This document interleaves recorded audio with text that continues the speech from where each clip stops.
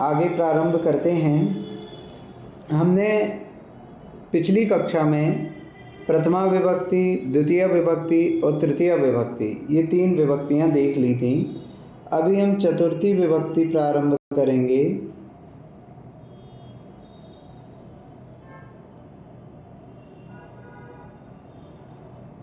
चतुर्थी विभक्ति जो है उसके सामने आपने देखा होगा कारक लिखा हुआ है संप्रदान। ठीक है, वहाँ पर आपको संप्रदान इस प्रकार से लिखा हुआ मिलेगा और उसका चिन्ह क्या है?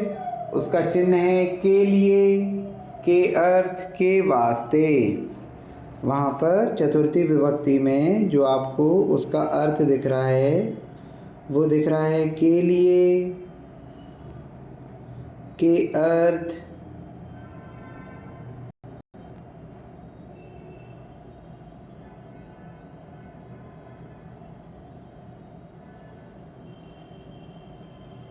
के वास्ते।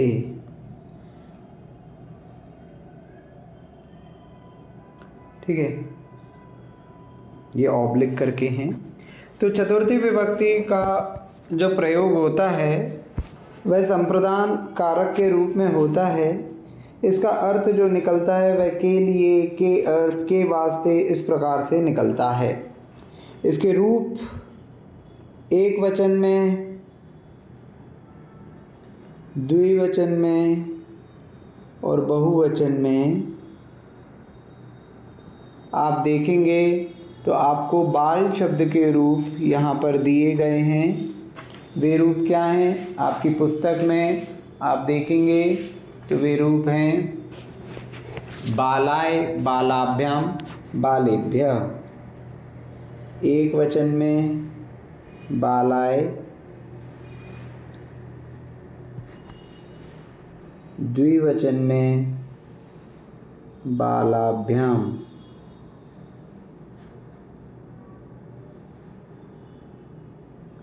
बालाभ्याम में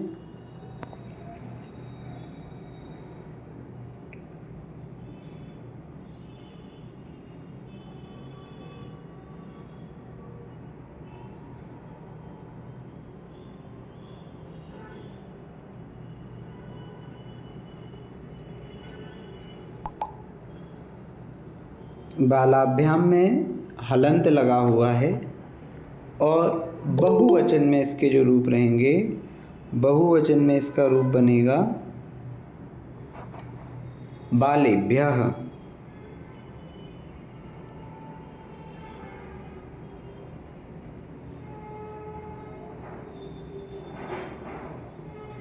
बालाय, बालाभ्याम, बालेभ्यः। एक वचन बालाय, द्विवचन में बालाभ्याम, बहुवचन में बालेभ्यः। बालाय का अर्थ लड़के के लिए, बालक के लिए।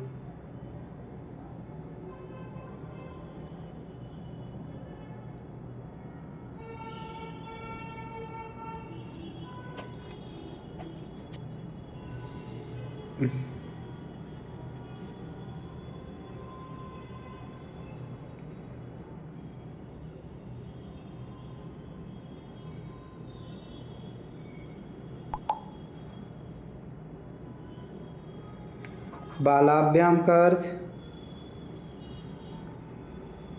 दो बालक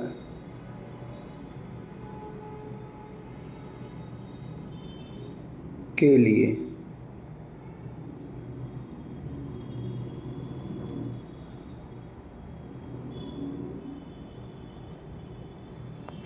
बालेभ्यः का अर्थ कई बालकों के लिए, सभी बालकों के लिए, अनेक बालकों के लिए या बालकों के लिए। बहुवचन का रूप में होएगा ये, बालकों के लिए। इस प्रकार का इनका अर्थ निकलेगा। जैसे कभी आप कहते हैं माता पुत्र के लिए रोटी बनाती है, राजा गरीबों के लिए दान देता है। तुमने मेरे लिए क्या दिया है?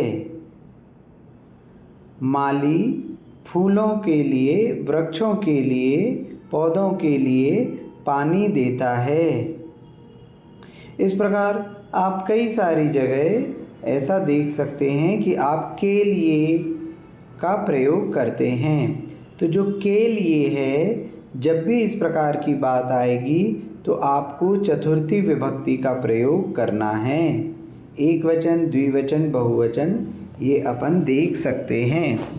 इसी प्रकार यदि हम कोई और शब्द ले लें यहाँ, तो दूसरा शब्द कोई और हम ले सकते हैं, जैसे रामाय। राम के लिए लगें तो रामाय। द्विवचन में क्या हो जाएगा? रामाभ्याम, रामेभ्यः।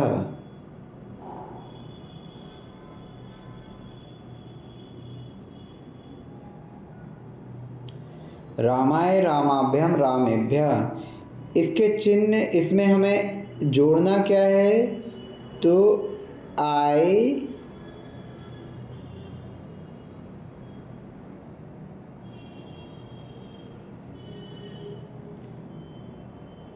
आभ्याम,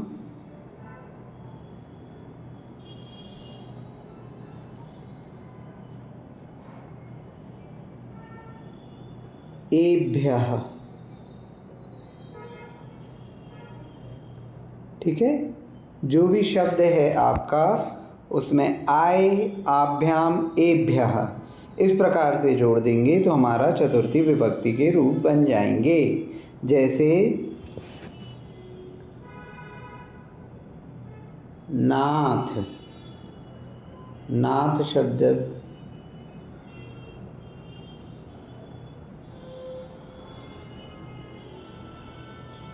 नाथ, तो क्या हो जाएगा? नाथाय,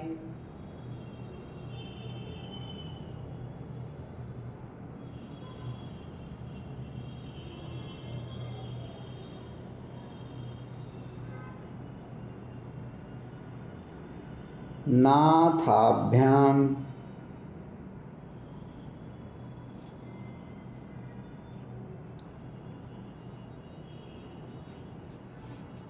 नाथेभ्यः।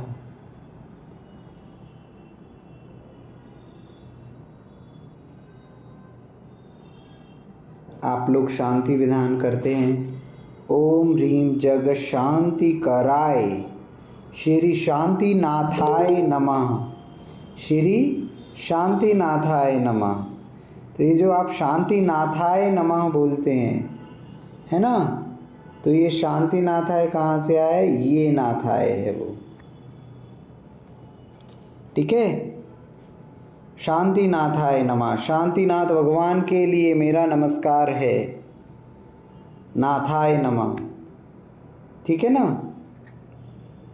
आप जब पूजा करते हैं तो आप देखिए, पूजा में जितने भी अर्घ आप चढ़ाते हैं, श्री पार्श्वनाथ जिनेन्द्राय जन्म जरा मृत्यु विनाशनाय जलम निर्वपामीति स्वाहा। श्री आदिनाथ जिनेन्द्राय। जिनेन्द्र शब्द में अगर आप चतुर्थी विभक्ति लगाएंगे, जिनेन्द्र शब्द में चतुर्थी विभक्ति लगाएंगे तो क्या हो जाएगा? आय, आभ्याम, एभ्यः। तो जिनेन्द्र,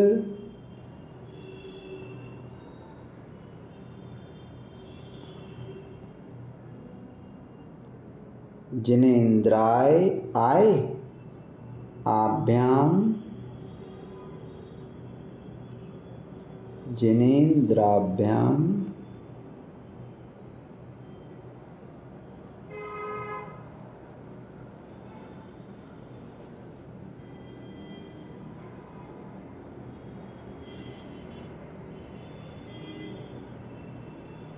है ना, एभ्यः।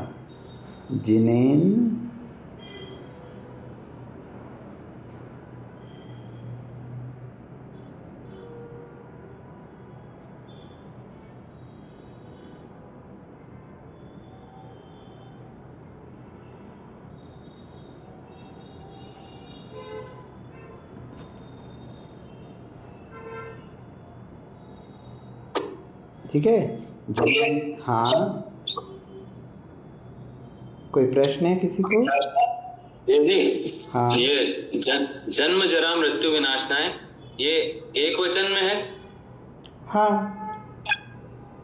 अच्छा, विनाश एक वचन में लिया, मतलब जन्म जरा मृत्यु, मृत्यु का 3 नहीं होगा, बहुवचन नहीं नहीं होगा? देखिए, जन्म जरा मृत्यु अलग चीज है, विनाश तो एक ही वचन है हाँ ना। तो वो एक्चुअली ये विशेषण है, ये अभी आगे पढ़ेंगे, ठीक है ना। जी। विनाश के लिए वो सारे अर्थ अभी अपने आएंगे, है ना।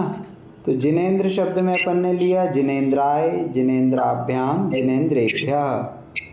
ठीक भैया है। इसमें जिनेंद्रभ्य क्यों हुआ, जिनेंद्रभ्य क्यों नहीं हुआ? क्या? जिनेंद्रभ्य होना चाहिए ना, जिनेंद्र का जिनेंद्रभ्य। जिनेंद्रेभ्य एभ्य होगा ना। देखिए बाल में क्या किया था आपने, बालाय बालाभ्याम बालेभ्य, एभ्य जोड़ना है हमें, अच्छा ठीक है ना। समझ में आ गया? जी जी। हाँ, इसी प्रकार कई जगह ऐसा भी बोला जाता है जिनेंद्रेभ्य हो, तो वो गलत है या सही है? उस पे अपन आएंगे, अभी आएंगे, वो भी अच्छा, सही है। वो कुछ संधि के नियमों से ओ हो जाता है, संधि के नियम जब आएंगे तो वो नियम भी आएगा, वो सही है जो आप कह रहे हैं ना। वो कुछ केसेस में जिनेंद्रेभ्यो होगा, वो विसर्ग का ओ होता है, वो जब विसर्ग संधि पढ़ेंगे तो वहां पर वो आएगा, ठीक है ना। तो जिनेंद्राय, जिनेंद्राभ्याम, जिनेंद्रेभ्या, ठीक है। तो इस प्रकार ये चतुर्थी विभक्ति हुई अपनी। अब अपन आगे चलते हैं। हाँ भैया इसमें जैसे आपने एग्जाम्पल दिया था, माली ने पौधों के लिए पानी दिया, हाँ, यदि हम इसको बोले माली ने पौधों को पानी दिया, हाँ, तो जब भी इसमें चतुर्थी आएगी। देखिए अभी है ना, पूरे वाक्य की रचना मत कीजिए, मैंने केवल के लिए का उदाहरण दिया था कि बोलचाल की भाषा में अपन क्या बोलते हैं, के लिए शब्द कहाँ प्रयोग होता है। अभी जब अपन क्रिया के साथ पूरे वाक्य बनाएंगे तो फिर हम क्रियाओं के योग में कौन सी विभक्ति लगती है वो नियम भी पढ़ेंगे। वहाँ पे नियम आएगा कि देने के योग में हमेशा चतुर्थी विभक्ति लगती है, तो आप चाहे पौधों को पानी दो चाहे पौधों के लिए पानी दो, चतुर्थी विभक्ति ही लगानी होगी, लेकिन ये नियम आगे आएंगे। अभी अगर अपन वो नियम पढ़ेंगे तो आपको कन्फ्यूज़न हो जाएगा, ठीक है। तो अभी हम हिंदी भाषा में हम के लिए शब्द का प्रयोग कहाँ कहाँ करते हैं वो एग्जाम्पल मैं आपको दे रहा था कि बोलचाल की भाषा में के लिए अपन बहुत सी जगह प्रयोग किया करते हैं। अभी जब पूरे वाक्य को बनाने की बारी आएगी तब मैं खुद बनवाऊंगा, है ना। अभी अपन एक एक शब्द को बना रहे हैं, ठीक है। ठीक है। हाँ, अब अपन चलते हैं पंचमी विभक्ति में। चतुर्थी विभक्ति संबंधी किसी को कोई प्रश्न? सर एक चीज पूछनी थी, जैसे के लिए और के वास्ते तो एक ही मतलब निकलता है, हाँ, पर के अर्थ का एग्जाम्पल बताएंगे? बिल्कुल। जैसे है कि माता पुत्र के लिए रोटी बनाती है और माता पुत्र के वास्ते रोटी बनाती है, ये तो आपको पर के समझ में आ अर्थ गया है ना। किस तरह से इस्तेमाल होगा? के अर्थ जो है, के अर्थ क्या है, ये परिष्कृत भाषा है। आजकल हमारे भाषा में के अर्थ का हम प्रयोग नहीं करते, लेकिन कई बार अपन कहते ना तुमने इतना किया, क्या मतलब निकला, है ना, क्या अर्थ हुआ, क्या अर्थ हुआ। जो अर्थ है वह मूलतः जो हमारी परिष्कृत हिंदी है, क्योंकि हम जो हिंदी बोलते हैं वो हम परिष्कृत हिंदी नहीं बोलते, है ना। पुत्रार्थ, पुत्र के अर्थ, पुत्र के लिए, पुत्रार्थ धन दे दिया, मित्रार्थ मित्र के लिए, पुत्रार्थ पुत्र के लिए। तो इस प्रकार के अर्थ पहले प्रयोग होता था, और कई आप प्राचीन यदि वो पढ़ेंगे हिंदी साहित्य तो वहाँ पे के लिए, के वास्ते की जगह के अर्थ का ही प्रयोग होता है। वर्तमान में के अर्थ का प्रयोग नहीं होता, हम के लिए और के वास्ते का प्रयोग करने लगे हैं। ठीक है भैया। हाँ, ठीक। हमारी जो हिंदी है वर्तमान समय में सबसे बड़ी चीज़ तो ये है कि हम सभी, मैं तो बोलते ही नहीं है, हम जा रहे हैं। कितने लोग जा रहे हो? हम अकेले ही जा रहे हैं, लेकिन हम कहेंगे हम जा रहे हैं, है ना। तो ये क्या है, हमारी जो बोलचाल की भाषा है वो काफ़ी वैसी हो चुकी है। और कई शब्द तो हम ऐसे प्रयोग करते हैं, जैसे कई लोग बोलते हैं लेडीज़ें जा रही हैं, तो लेडीज़ इंग्लिश शब्द है, और लेडीजें, तो जे ये तो हिंदी में जोड़ा जाता है, तो लेडीज़ें ये कौन सी भाषा है ना। तो ये कुछ चीज़ें होने लगी हैं जिनका आप सभी समझते हैं। ठीक है, आगे चलते हैं। पंचमी विभक्ति हम ले रहे थे। पंचमी विभक्ति में आप देखेंगे कारक लिखा हुआ है अपादान।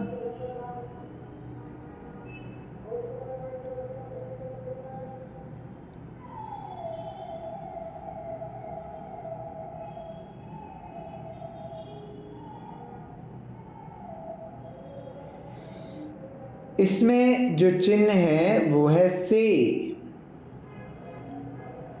मैंने पहले भी कहा था कि तृतीया का से और पंचमी का से, इन दोनों में अंतर है। ये जो से है, इस से का अर्थ है अलग होने में।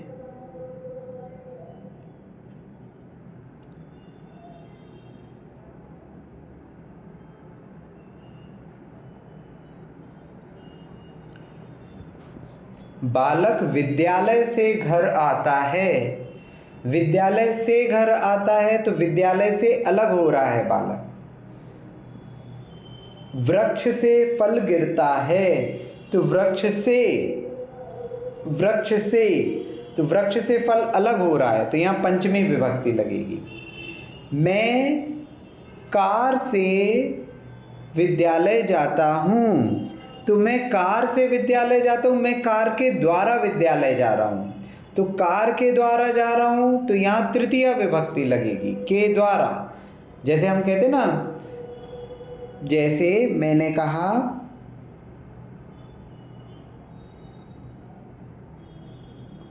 कुएं से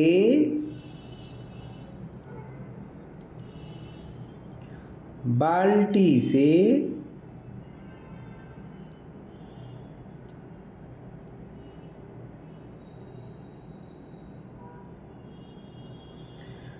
पानी निकाला।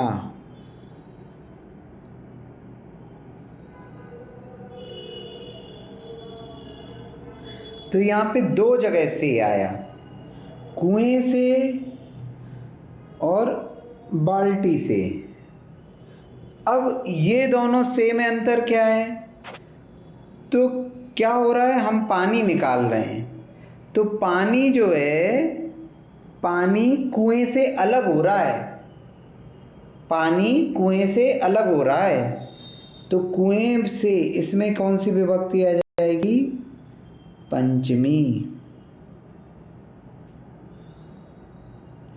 बाल्टी से, हाँ भैया जी, ये जो बाल्टी से है, तो ऐसे भी इसको बोल सकते हैं ना कि बाल्टी के द्वारा, इसका ये भी तो वही मीनिंग मैं कह निकलता रहा है हूँ ना। कि बाल्टी से जो हम ले रहे हैं, तो यहाँ बाल्टी से का प्रयोजन क्या है कि बाल्टी का उपयोग किया जा रहा है क्रिया को करने के लिए। तो करण जो तृतीया विभक्ति वाला होता है वो क्या होता है? जो क्रिया करने में सहायक हो। तो बाल्टी पानी निकालने में सहायता कर रही है, बाल्टी के द्वारा पानी निकाला जा रहा है। तो यहाँ ये जो से है, मीनिंग निकल रहा है ना कि बाल्टी के द्वारा पानी निकाला। हाँ, तो यहाँ अपन नहीं, तो सेंटेंस लिखना लेकिन आपके वश में थोड़ी है, हिंदी में सेंटेंस तो दिया जाएगा, तो हमको ये पकड़ना पड़ेगा कि ये जो से है ये चतुर्थी का है कि पंचमी का है, तृतीया का है कि पंचमी का है। तो जहाँ पर वो के द्वारा का बोध कराए, उपयोग का बोध कराए, वहाँ तृतीया, और जहाँ अलग होने का बोध कराए वहाँ पंचमी। विद्यालय से कार से घर आता हूँ, तो विद्यालय से अलग हो रहा हूँ, तो विद्यालय से मैं पंचमी। कार से या कार के द्वारा तो कार के द्वारा कार से घर आता हूँ, तो कार जो है वाहन, जो है वाहन शब्द में आपकी तृतीया विभक्ति लग जाएगी। ठीक है, तो ये हमें याद रखना पड़ेगा कि से जो है वो पंचमी में भी आ रहा है और तृतीया में भी आ रहा है। कहाँ पर हमको पंचमी विभक्ति लगानी है और कहाँ पे तृतीया विभक्ति लगानी है, ये उस से के साथ जो शब्द जुड़ा हुआ है उसके भावार्थ पे निर्भर करेगा कि भाव क्या है। ठीक है, तो इसके रूप क्या हैं? एक वचन में बालात, द्विवचन में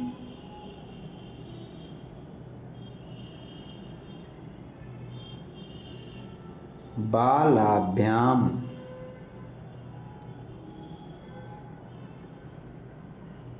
और बहुवचन में जैसा चतुर्थी में था वैसा ही रहेगा, बालेभ्यः।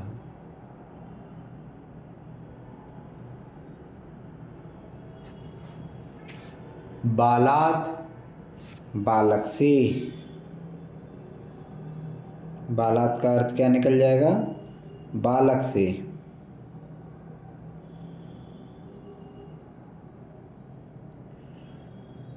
बालाभ्याम, दो बालक से।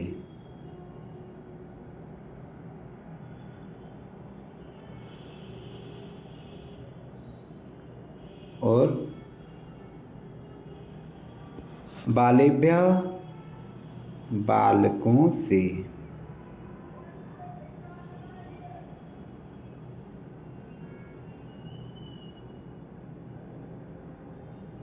भैया जी, आपने जो अभी पंचमी विभक्ति और जो तृतीय विभक्ति बताई है ना, वो एक बार और बताएंगे क्या? वो एक्चुअली नेट चला गया था तो मैं सुन नहीं पाई थी।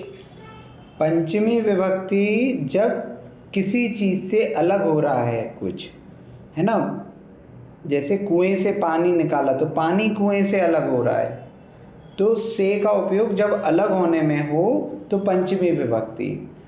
और के द्वारा के रूप में हो, आटे से रोटी बनाई, बाल्टी से पानी निकाला, वाहन से घर गया, तो यहाँ पे के द्वारा का बोध हो रहा है, तो वहाँ पे तृतीया विभक्ति। जी भैया, समझ में आ गया, थैंक यू। तो बालात, बालाभ्याम, बालेभ्यः। बालात अर्थात बालक से, बालाभ्याम अर्थात दो बालक से, और बालेभ्यः अर्थात बालकों से। ठीक है, तो इनमें क्या जुड़ रहा है? आत, आत आभ्याम एभ्यः। आत, बाकी चतुर्थी जैसा ही है, आभ्याम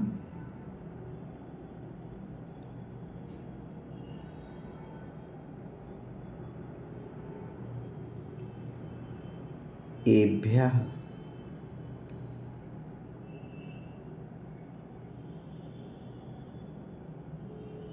इसी प्रकार रामात, राम शब्द के लिए लेंगे तो रामात, रामाभ्याम, रामेभ्यः। नाथ शब्द के लिए लेंगे तो नाथात, नाथाभ्याम, नाथेभ्यः। ठीक है,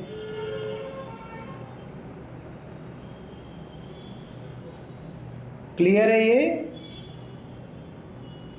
भैया जी, बालक से दूर होने, मतलब बालक से अलग होने के अर्थ में, मतलब कैसा हिंदी में क्या उदाहरण बन सकता है? जैसे मैंने कहा, बालक से पुस्तक लो, जी, सभी बालकों से पुस्तकें लो। सभी बालकों से, आप जैसे एग्जाम ले रहे हैं, आपने कहा सभी बालकों से पुस्तिकाएं लो, है ना, तो आप पुस्तिका को बालक से अलग कर रहे हो। ठीक है ना? क्लियर है ये? इसी प्रकार आप देव के, जी इसका ऐसा उदाहरण भी बन सकता है क्या? जैसे बालक से कोई चीज टूट गई? नहीं नहीं, नहीं, वो बालक के द्वारा हो जाएगा, है ना? बालक के द्वारा टूटी है वो। जी जी, है ना?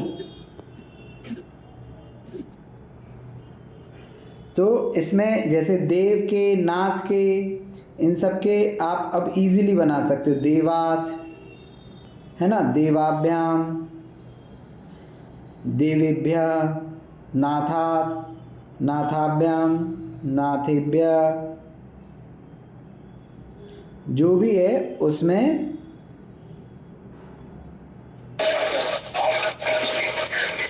ये जी मित्र नपुंसक लिंग में आएगा क्या? हाँ,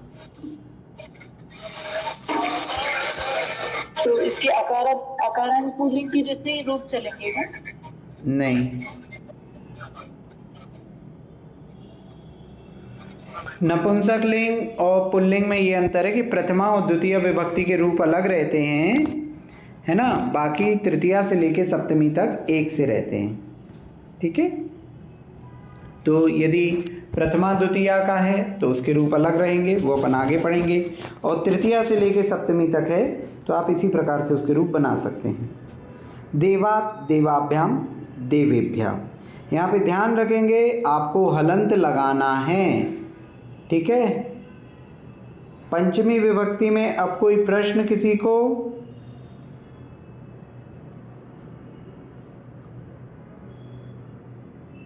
आगे चलें।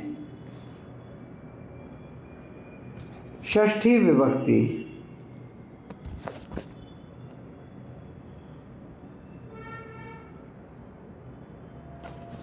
षष्ठी विभक्ति में क्या है?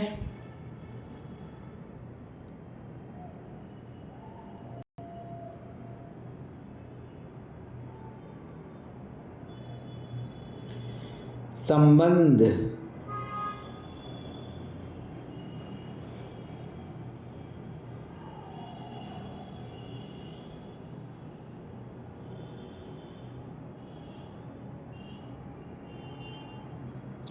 षष्ठी विभक्ति संबंध बताएगी। का, के, की।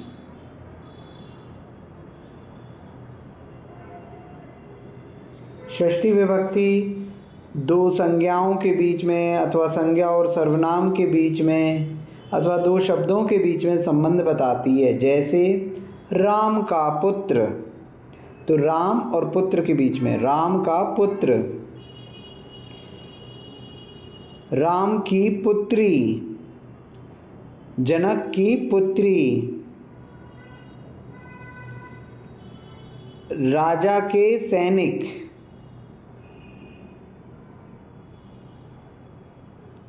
माता का पुत्र, है ना। इस प्रकार का, के, की यहाँ लगेगा। पुस्तक का अनुवाद, पुस्तक का पृष्ठ। ठीक है, ऐसे हम संबंध बता रहे हैं। पृष्ठ किससे संबंधित है? पुस्तक से। सीता का पति, हमने कहा सीता का पति कौन था, तो पति किसका? सीता का पति। उर्मिला का पति कौन था? राम के पुत्र कौन थे? तो ये संबंध बता रहे हैं। सामान्य भाषा में आप इसको बहुत अधिक उपयोग करते हैं, है ना। आपने कहा किसकी गाड़ी है? राम की गाड़ी है। कौन से भगवान की प्रतिमा है? वांसपूज्य भगवान की प्रतिमा है ना।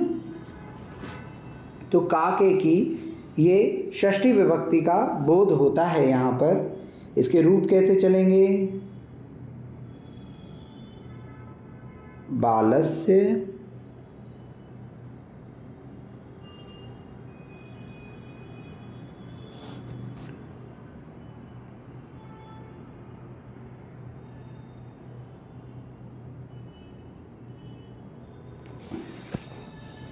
एक वचन में बालस्य, द्विवचन में बालयोः और बहुवचन में बाला नाम।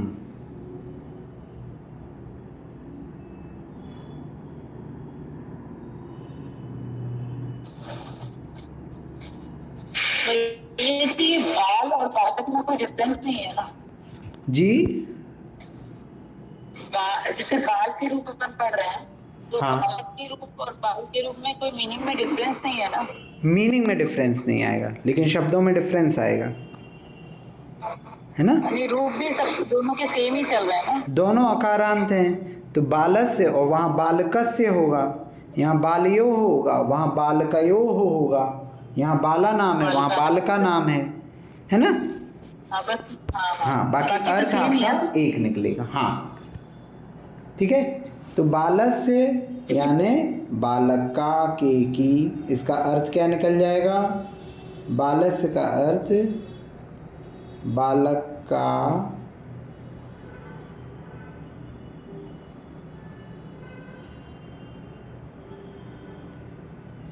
या के या फिर की।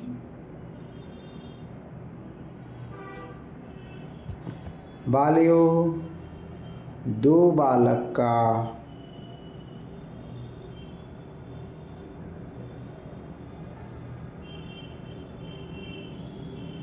के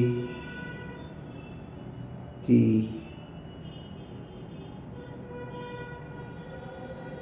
बाला नाम बालकों या कई बालकों या सभी बालकों, बहुवचन में जैसा भी होगा, तो बालकों का के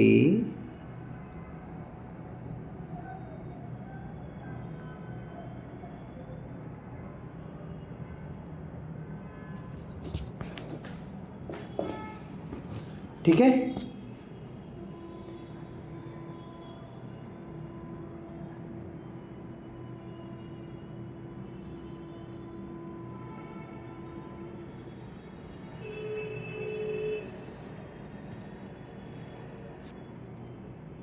इसी प्रकार अन्य शब्दों के भी रूप बन जाएंगे।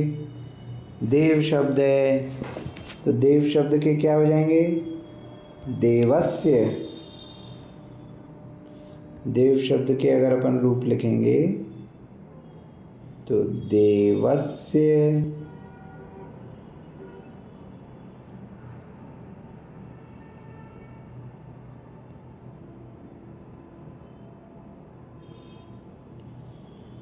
देव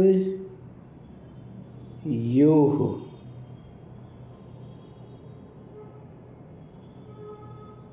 देव योह विसर्ग रहेगा यहाँ, और देवा नाम। यहाँ क्या जुड़ गया? तो यहाँ पे आप देखेंगे स्या योह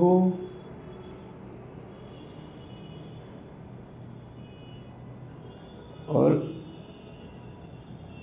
आनाम।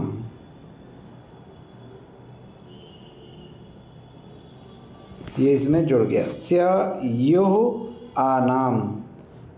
नाथ शब्द के लेंगे तो नाथस्य, नाथयोः, नाथानाम। जिनेंद्र शब्द लेंगे तो जिनेंद्रस्य, जिनेंद्रयोः, जिनेंद्राणाम। जिनेंद्राणाम होगा वहाँ पे, वो अपन नाम ना आगे नियम आएगा। ठीक है, तो इस प्रकार आपका ये चलेगा। ठीक है, षष्ठी विभक्ति इस प्रकार चलेगी। षष्ठी विभक्ति संबंधी कोई और प्रश्न किसी को?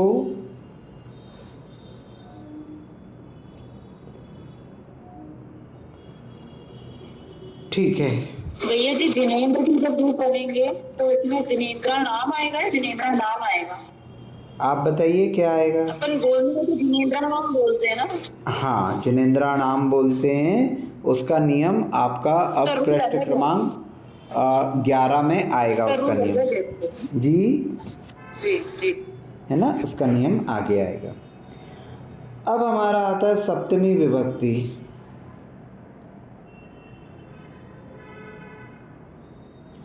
सप्तमी विभक्ति होती है, इसका कारक है अधिकरण।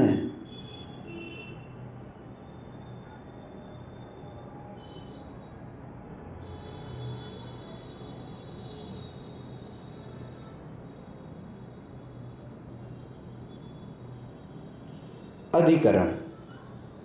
चिन्ह है मैं अथवा पर।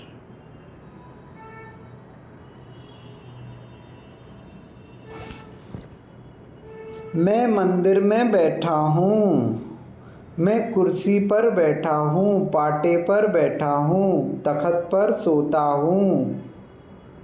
अलमारी में क्या रखा है? मेरी थाली में रोटी नहीं है। तुम्हारे घर में कौन रहता है? तो इस प्रकार आप कई जगह पे मैं पर का उपयोग करते हैं। पुस्तक मेज पर रखी है ना?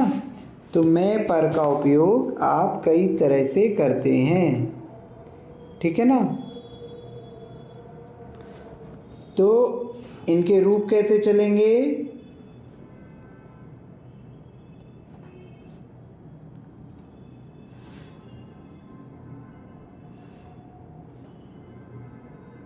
बाले,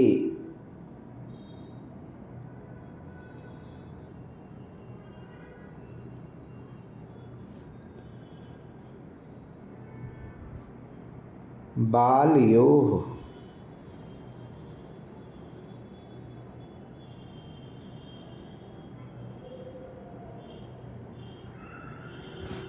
बालेषु,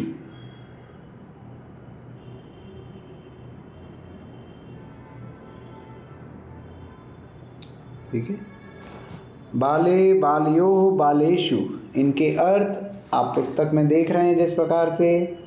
लड़का में या लड़का पर, बालयोः दो लड़कों में या पर, बालेषु सब लड़कों में या पर। तो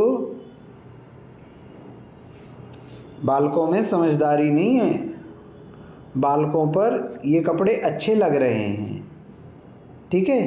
तो इस प्रकार आप प्रयोग करते हैं बाले, बालयोः, बालेषु, ठीक है। तो इनके जो क्या जोड़ा है इनमें अपन ने, तो ए यो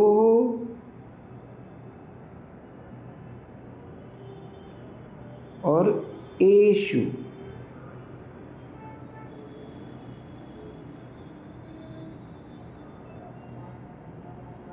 एषु, ए यो एषु, ये जुड़ रहा है इसमें। इसी प्रकार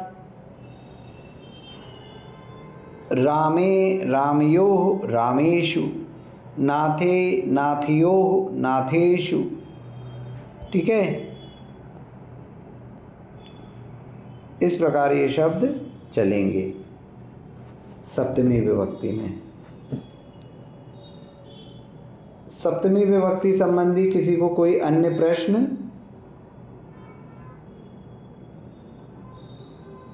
ठीक है, आगे चलते हैं। आगे आता है संबोधन।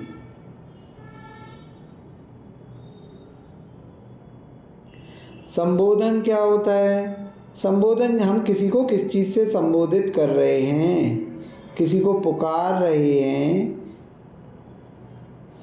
राम यहाँ आओ, है ना, राम यहाँ आओ, राम यह पुस्तक लो, हे भगवान मेरी रक्षा करो।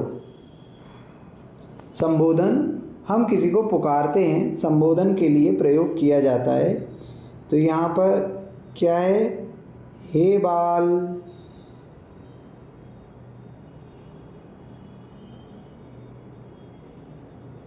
यहाँ विसर्ग नहीं है। हे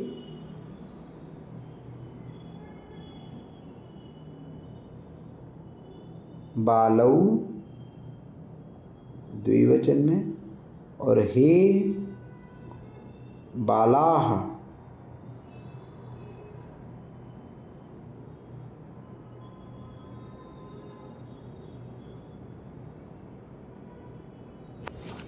हे बाल, हे बालौ, हे बालाह, ये संबोधन में चलेगा।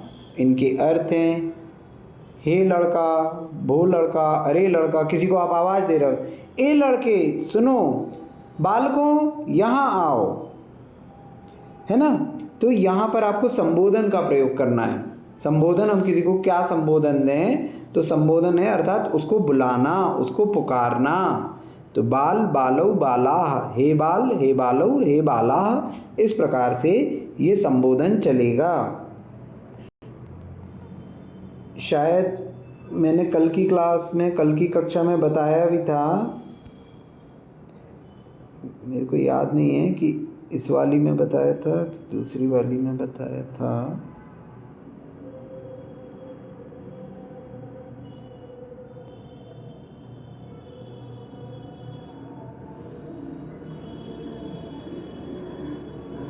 नाथ शब्द, जिस प्रकार आप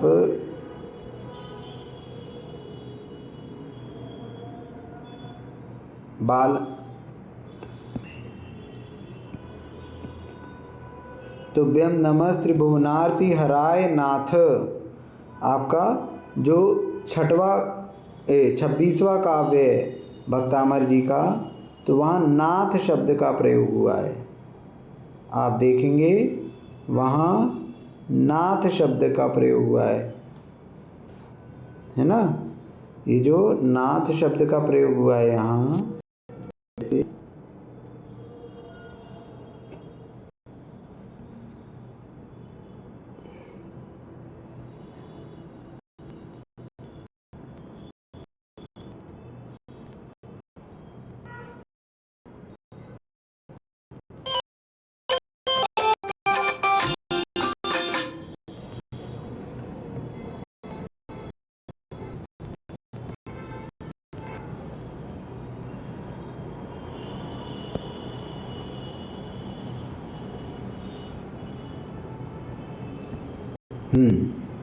यहाँ पर आप देखेंगे तुभ्यम नमः त्रिभुवनार्ति हराय नाथ। नाथ, यहाँ नाथा नहीं लिखा हुआ है, तो ये नाथ क्या है, नाथ संबोधन है। ठीक है, ये नाथ जो है ये संबोधन है। तो हम जिनेंद्र देव को पुकार रहे हैं, हे नाथ। यहाँ पे ये जो नाथ लिखा है ये संबोधन है। जिन, तुभ्यम नमो जिन, जिन यहाँ पे कोई विभक्ति नहीं लगी है। जिन, ये जिन जो है ये संबोधन है, और यहाँ पे संबोधन के चिन्ह भी लगे हुए हैं। ठीक है, तो संबोधन के बाद चिन्ह आना जरूरी है या फिर नहीं भी हो तो भी संबोधन हो सकता है वो? नहीं हो तो भी हो सकता है, लेकिन जो मतलब आपका सही तरीका तो यही है कि चिन्ह आए। अब आप कहीं कॉमा नहीं लगाएं, डैश नहीं लगाएं, पूर्ण विराम, क्वेश्चन मार्क नहीं लगाएं, तो आपने नहीं लगाया। लेकिन अगर आप कुछ साहित्य लिख रहे हैं, है ना, यदि आप राइटिंग में हैं तो बेहतर है कि आप चिन्ह लगाएं, क्योंकि मतलब इन चीज़ों का भी अपने आप में महत्व है। जो कॉमा, पूर्ण विराम, ये सब हैं, इनका अपने आप में महत्व है, तो संबोधन में चिन्ह तो लगता है। इसी प्रकार जब आप स्थापना करते हैं पूजन में, तो पूजा में क्या होता है, जब भी आप स्थापना करेंगे,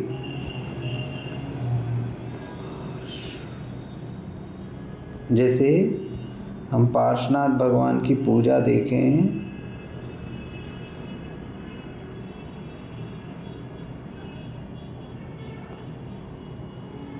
देखिए यहाँ स्थापना कर रहे हैं, तो स्थापना करते समय क्या लिया है, ओम ह्रीम श्री पार्श्वनाथ जिनेंद्र।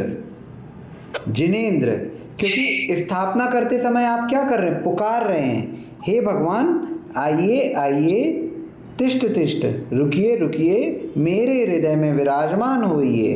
तो आप पुकार रहे हैं श्री पार्श्वनाथ जिनेंद्र। जो स्थापना होगी उसमें जिनकी भी स्थापना हो रही वो संबोधन से ही होगी, क्योंकि स्थापना के समय आप पुकार रहे हैं। और जब आप अर्घ चढ़ा रहे हैं, जल अष्टद्रव्य चढ़ा रहे हैं, तो पार्श्वनाथ जिनेंद्राय, जिनेंद्राय, अब चतुर्थी विभक्ति लग गई, पूरे में अब चतुर्थी विभक्ति लगेगी। जिनेंद्राय संसारदा विनाशनाय चंदनम निर्वपामिति स्वाहा अर्घम निर्वपामिति स्वाहा। तो जिनेंद्राय, कई लोग क्या करते हैं, चौके में पूजा कर रहे हैं, श्री विद्यासागर मुनीन्द्राय अत्र तरत संवशटावानम अत्र तिष्ठिष्ठट स्थापनम। तो स्थापना में भी वो बोलने की आदत रहती है, जिनेंद्राय मुनीन्द्राय, तो स्थापना में भी चतुर्थी विभक्ति लगा के स्थापना कर देते हैं। लेकिन स्थापना के समय आप पुकार रहे हैं, तो स्थापना के समय आपको संबोधन का प्रयोग करना है, और बाकी जब आप अष्टद्रव्य चढ़ा रहे हैं तो आपको चतुर्थी विभक्ति का प्रयोग करना है। ठीक है, किसी का और भैया जी यहाँ चतुर्थी विभक्ति क्यों आई है, मतलब वो अपन जब चतुर्थी विभक्ति के नियम पढ़ेंगे तो उसमें आता है कि जिसके लिए कुछ समर्पित किया जाता है उनके में चतुर्थी विभक्ति लगती है। तो अभी आप द्रव्य समर्पित कर रहे हैं, है ना, लेकिन जब आप आवाहन कर रहे हैं तब आप कुछ समर्पित नहीं कर रहे। जब आप स्थापना कर रहे हैं तब आप क्या कर रहे हैं, पुकार रहे हैं। लेकिन जब आपने स्थापना कर ली उसके बाद आप क्या कर रहे हैं, अष्टद्रव्य समर्पित कर रहे हैं। ठीक है ना। तो समर्पण के योग में जब किसी चीज को समर्पित किया जाता है तो जिसको समर्पित किया जाता है उसमें चतुर्थी विभक्ति लगती है, ये नियम आगे आएगा। लेकिन स्थापना में आप क्या कर रहे हैं, उनको पुकार रहे हैं। तो स्थापना में आपको हमेशा किसका उपयोग करना है, संबोधन का, और बाकी जब आप अष्टद्रव्य आदि चढ़ा रहे हैं तो आपको किसका प्रयोग करना है, चतुर्थी विभक्ति का। इसी प्रकार इसमें भैया इसमें हलंत विसर्ग कुछ नहीं आएगा जब हम देखो, संबोधन कर रहे हैं तो? किसमें संबोधन कर रहे हैं, देखो संबोधन में हाँ, संबोधन का हमने रूप क्या चला है, बाल के, आप बताओ। बाल है, बाल को बालो बाला, हे बाल, एक हाँ, ये बाल, ये बालो, ये बाला। यहाँ पे कहीं हलंत या विसर्ग आया, बहुवचन में तो आया है ना, एक वचन में आया ना, हाँ, एक वचन में नहीं आया। तो यहाँ हाँ, तो यहाँ पर अपन ने जो आह्वान किया है वो एक वचन में किया है। ठीक है, श्री पार्श्वनाथ जिनेंद्र। ठीक है, तो यहाँ पर विसर्ग आदि की जरूरत नहीं है। यदि हम जिनेंद्र लिख देते यहाँ पे तो फिर वो क्या हो जाता, वो संबोधन नहीं होता, वो प्रथमा विभक्ति हो जाती है आपकी, है ना। क्योंकि जिनेंद्र का प्रथमा में क्या होगा, जिनेंद्रः, जिनेंद्रौ, जिनेंद्राः, है ना। समझ में आ रहा है जी। ठीक है। तो इस प्रकार आपके प्रथमा से लेके सातों विभक्ति और संबोधन, तो सब में 3 वचन है, तो 3 24, ये 24 प्रकार के आपके रूप बनेंगे एक शब्द के। ये किस शब्द की बात की है, अकारांत शब्द हो और पुल्लिंग शब्द हो, है ना। नपुंसक लिंग आदि की बात अभी नहीं की, पुल्लिंग शब्द अकारांत में, और केवल अकारांत शब्द की बात हुई है अभी, इकारांत, उकारांत, इन शब्दों की बात अभी नहीं हो रही है। तो अब आज का होमवर्क लिखिए। पहले तो आपको इन शब्दों के पूरे रूप लिखने हैं, सातों विभक्ति और संबोधन में, तीनों वचन में। नाथ,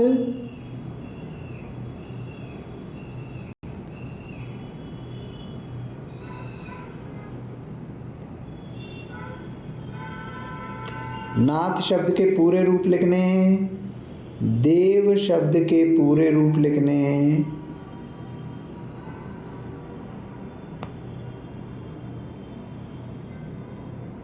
और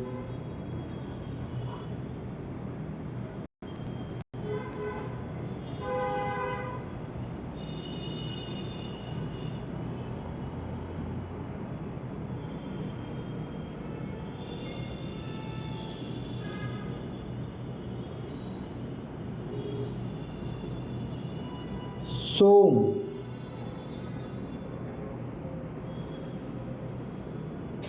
क्या बोला भैया, समझ में आया? पूरी सातों विभक्ति भैया और पूरे तीनों वचन। हाँ, सातों विभक्ति और संबोधन, ये 8 और इनके तीनों वचन। ठीक है। जी भैया, जी ये भैया। नाथ, देव और सोम इनके लिखने हैं, ठीक है। ये आज का ग्रह भैया कार्य। तीसरा शब्द क्या बोला? सोम, सोम, सोमवार वाला सोम। भैया जी ग्रुप में डाल दीजिएगा होमवर्क। मैंने लिखा तो है सामने, आप पढ़िए। नाथ, देव और सोम, ठीक है ना। अभी कक्षा खत्म नहीं हुई है, ये अभी का होमवर्क बता दिया, आगे और है, ठीक है। अब आगे अगर हम लिखते हैं राम ने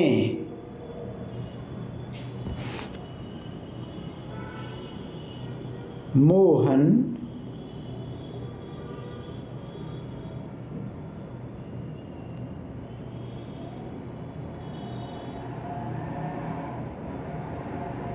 को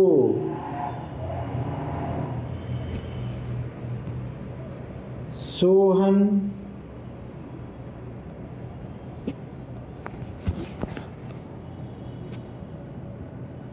भैया प्लीज लिख दीजिए, कुछ समझ नहीं आ रहा क्या बोल रहे हैं। तो मैं तो लिख रहा हूँ, स्क्रीन आपको नहीं दिख रही क्या? नहीं, वो स्क्रीन नहीं दिख रही आपकी लिखने की। किसी को भी नहीं दिख रही? आपकी शक्ल दिख रही है मेरे को। नहीं भैया जी दिख रही है स्क्रीन, हमें दिख रही है। स्क्रीन कैसी है? नहीं दिख रही। आप स्क्रॉल वो ना आप कीजिए। पिन कर लिया करो भैया जी के नाम पे, तो आपको स्क्रीन ही दिखेगी, फिर कुछ और नहीं दिखेगा। राम ने मोहन को सोहन के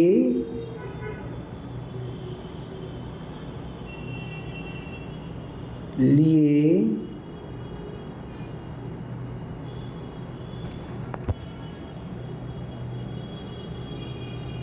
विद्यालय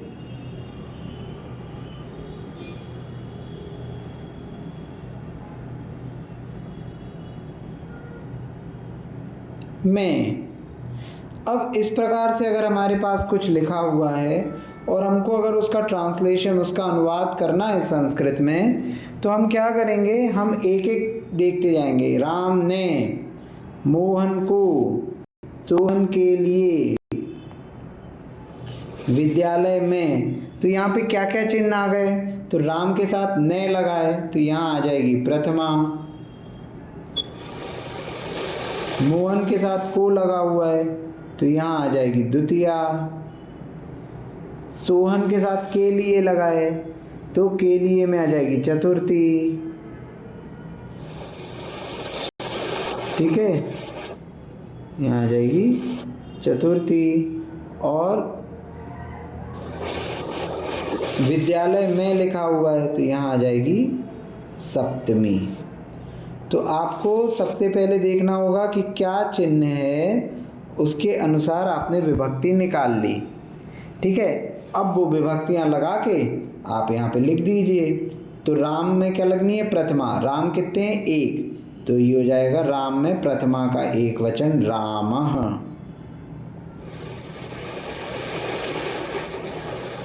मोहन को, मोहन में कौन सी विभक्ति लगी है, द्वितीया विभक्ति, और मोहन कितना है, एक, तो द्वितीया का एक वचन, तो मोहने मोहनौ मोहनाः मोहनम, द्वितीया का एक वचन क्या हो जाएगा, मोहनम।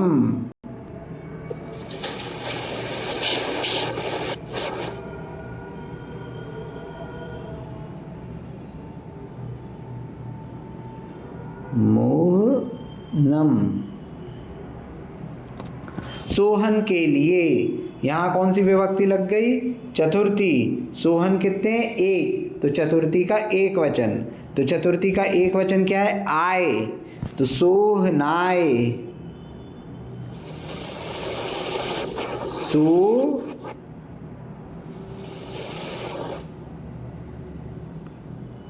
सोहनाए। विद्यालय में, विद्यालय में यहाँ लगी है सप्तमी, विद्यालय कितने हैं, एक, तो सप्तमी का एक वचन, तो एक वचन में क्या है, ए, तो विद्यालय।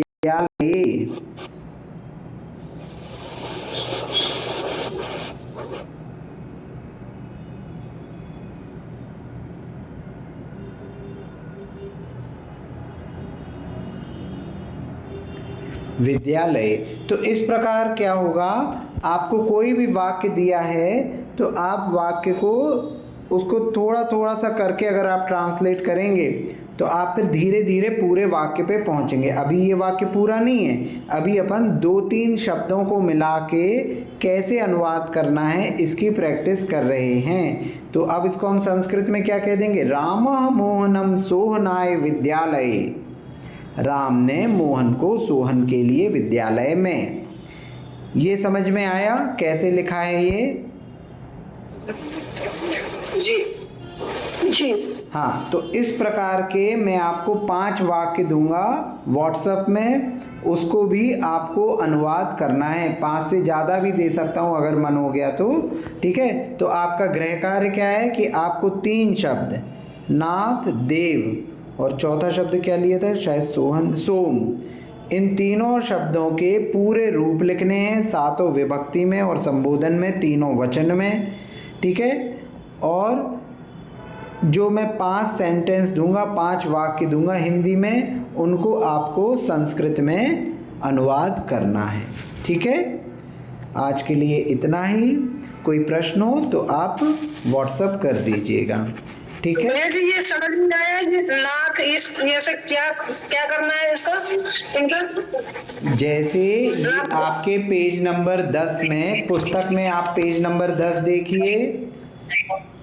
पुस्तक में जो पेज नंबर 10 है उसमें लिखे अकारांत पुल्लिंग बाल शब्द के रूप, ठीक है। बालय, फिर नीचे उसके बालऊ, फिर बाला, फिर बालम, बालऊ, बालान, ऐसे दिए। अच्छा, इनके हाँ, ये बनाना। हाँ, तो आपको नाथ के, देव के और सोम के, इन तीनों के अलग अलग बनाने हैं, ठीक है। ठीक है।